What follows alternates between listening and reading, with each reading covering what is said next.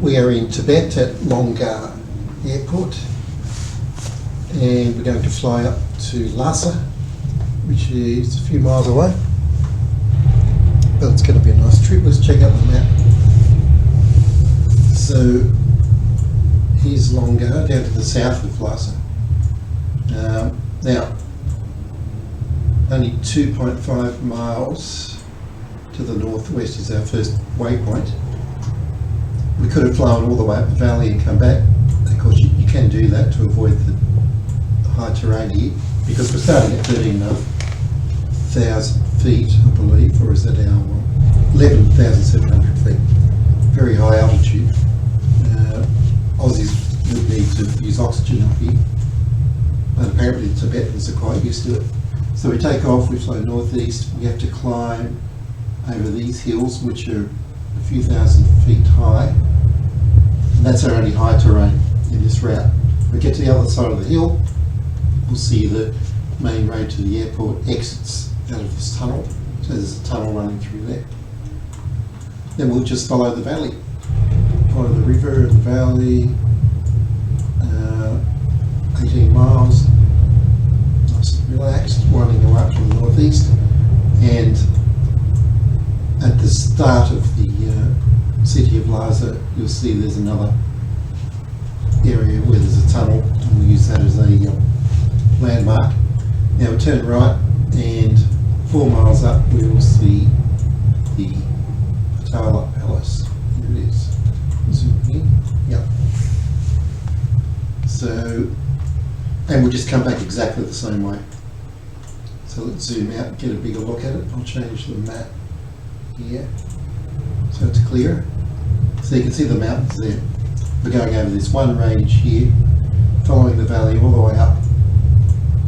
Turn right at the corner, check out the palace, probably fly a circuit or two around Lhasa, then come back down the same way. That's it.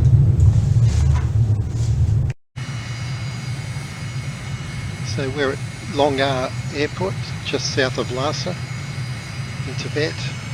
It's 5:13 AM, the sun is just coming up in the east. We're going head up north, taking off to the west, a couple of miles over those mountains and up the valley to Lhasa. Colours are just spectacular. Cleared for takeoff, so let's take the wheel brake off and get this show on the road.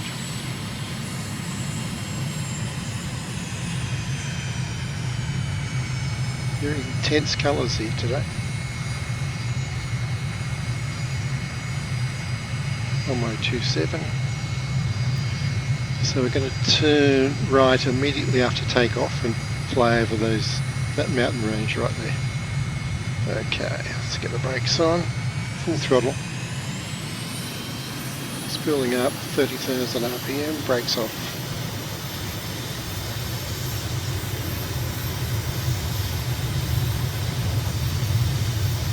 40 knots, 50, 60, 70. It's slower to accelerate actually because of thin air. 80, 90, 100, rotating and climbing out. Gear up, flaps up. Yeah, much lower performance than usual. Only 120 knots right now. 140,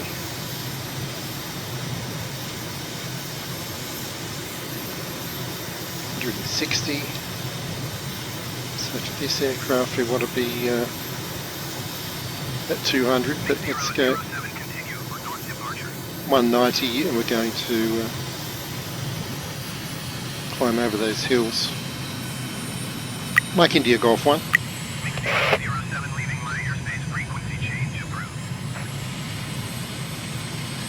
Mike India Golf 1. So looking to the right, we might be able to see the, here it is, on our left where the tunnel begins, right there. But let's not focus on that, that's it, perfect. As much as getting over these hills. Now, to lower power aircraft you probably have to go up the valley a bit, build your speed up more before attempting that climb, which takes us up to 13,900. And here's the exit to the tunnel, and we're going to fly up the valley to the right. So 13,500 we're at now, which I suggest as a cruise altitude here, and it almost gets us over that ridge, so it's not a bad start. But like I said, in a lower powered aircraft you might have to fly a bit further to get speed up before you can make that climb. Right, now I'm going to get trimmed out, get the right wing camera activated, and get some shots of those glorious clouds. Now it's only about 18 miles up the valley to Lhasa.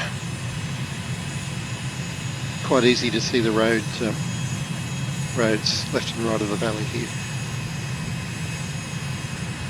Well lit, see the traffic lights there. Yeah, it's all working pretty well. And we're 200 knots, we're taking it quite slow at the moment. Of course I'll come back later in the day, around lunchtime, do another flight, and then one in the afternoon. Now, look at the shadow cast over the valley floor here. We can't even see much detail at the moment because of the clouds, I guess, and maybe the sun's still behind those hills over there.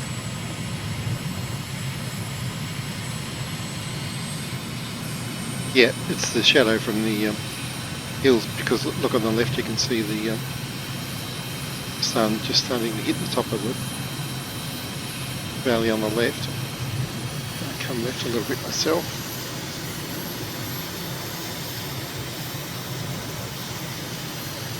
So this is a pretty easy route, and that all you have to do is avoid hitting any hills and you'll be on the right track. Now we're about 6 miles to the turn into Lhasa itself, which you can see the river turning around to the right in the distance up there. As I climb, I'm catching the sun, 15,000 feet.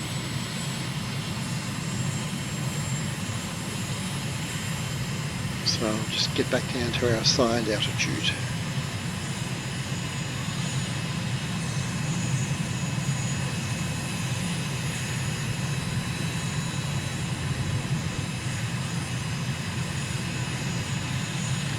Temperature very cold up here, we're 14 degrees below zero, so make sure you turn on your anti-icing and pitot heat,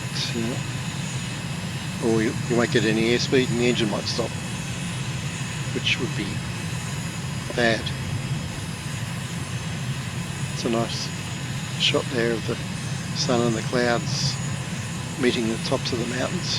So yeah, it's going to be hard to see, I think on the right here, just right at the corner there is where there's a tunnel through a hill where this road turns to the right. Oh, actually we can just see it. Slowing up again. Get the right wing camera out, and yeah, it's very gloomy, but that's okay. This body of water flows right up the centre of town, so we're on the right track now. About 2 or 3 miles out, we should see 4 or 5 miles actually, we should see the palace. Let's get the left wing camera out. So I'm going to keep to the right of the valley, so I can look left.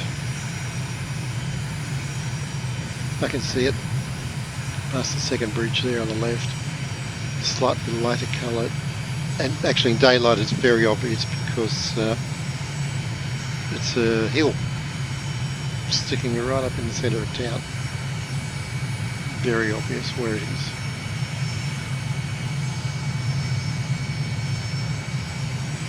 So we might not see a lot of detail now because of it's still in the shadow.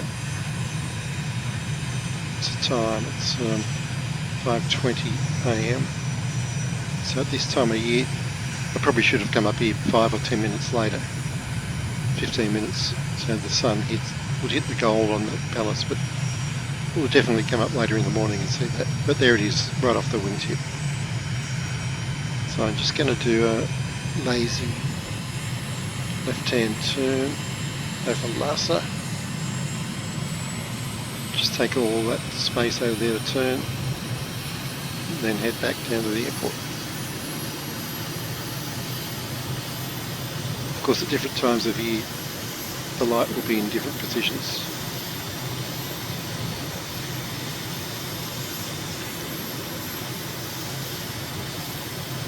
It's just catching the sun now.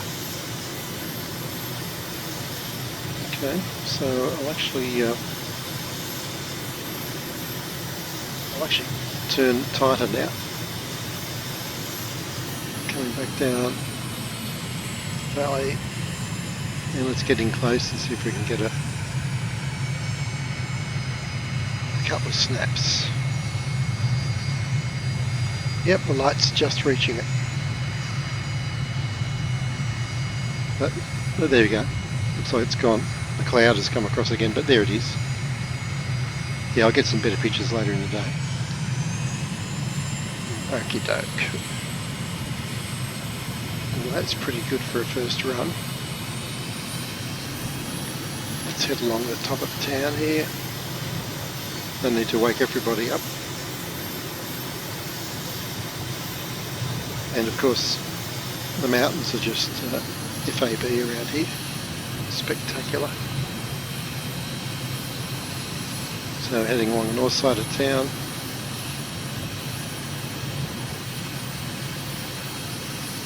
And there's a building under construction there. First time I've seen that. And back down the valley. Don't even need to check the map. It's a very easy flight plan, this one. It's basically up the valley, turn around at the palace, come back down the valley.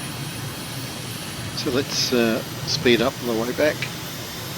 Mark 7180, you are 46 miles southeast. Descend and maintain flight level 180, set vectors visual runway 27 approach.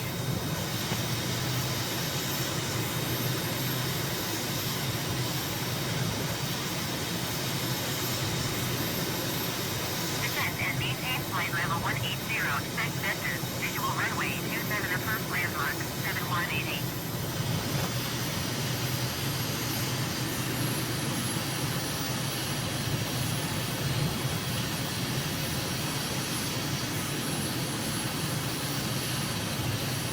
What did I say about not waking up the locals? Oh well.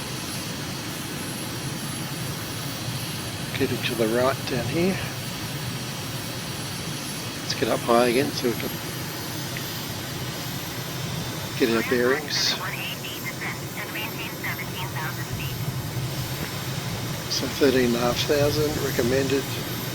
Yeah, we can clearly see where we're going, straight down there.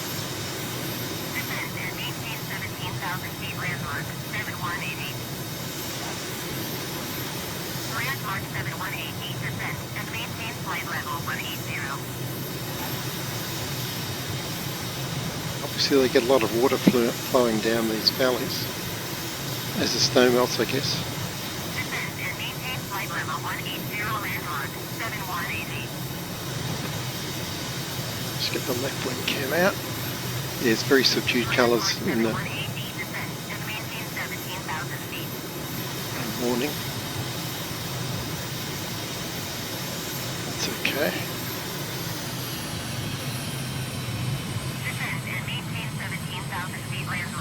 There's 6 miles to the tunnel.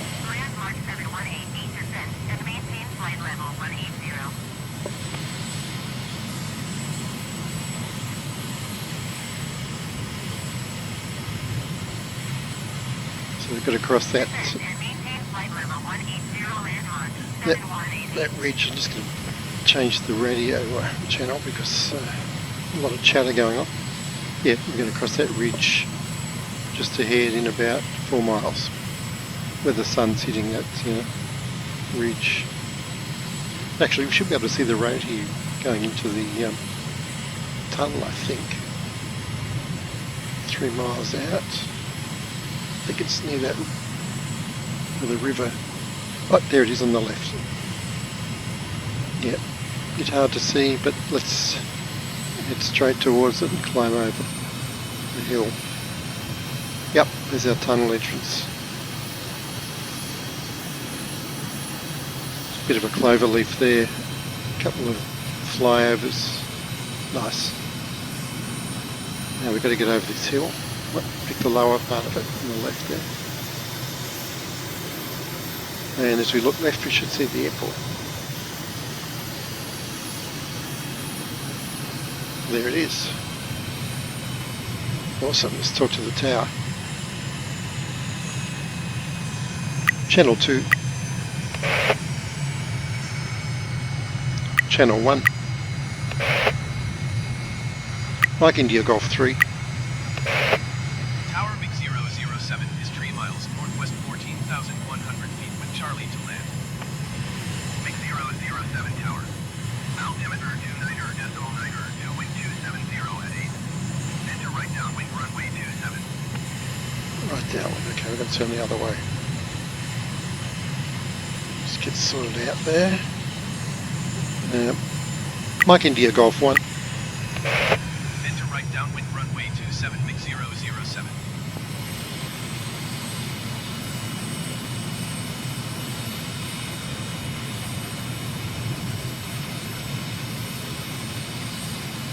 Only one runway here. 0927, so we're heading 09 now. We've got to keep to our right. Makes sense given the rather large hills on the other side. Fly up here, turn right to land.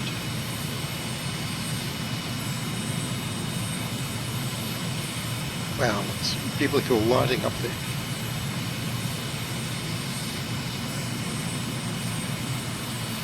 Very nice. Okay, just keep motoring up and you'll hear us to land in about 3 seconds. 3, 2, 1. Now.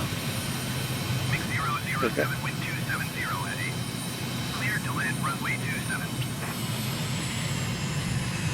Mike India Golf 1. Cleared to land runway 27 So I'll MiG-007. turn when I get level with this rather well-developed town. Going to pop the speed brake. Gears coming down. Flaps full.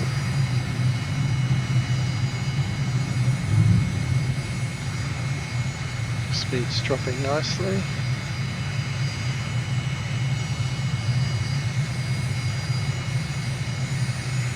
Looks like 2 runways, but I'm sure it's just one.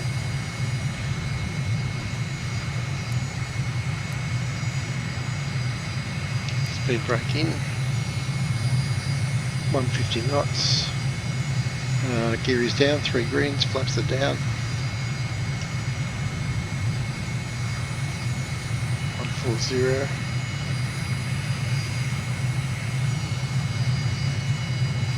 One 133 as we cross this river. 126. 120. Threshold speed 112. Excellent. A bit more power as it settles. Flaring. Oop, touching down on the left wheel first at 97.5 knots. Pretty ropey landing, but definitely one we can walk away from. Copy that. Alright, see you later on in the morning.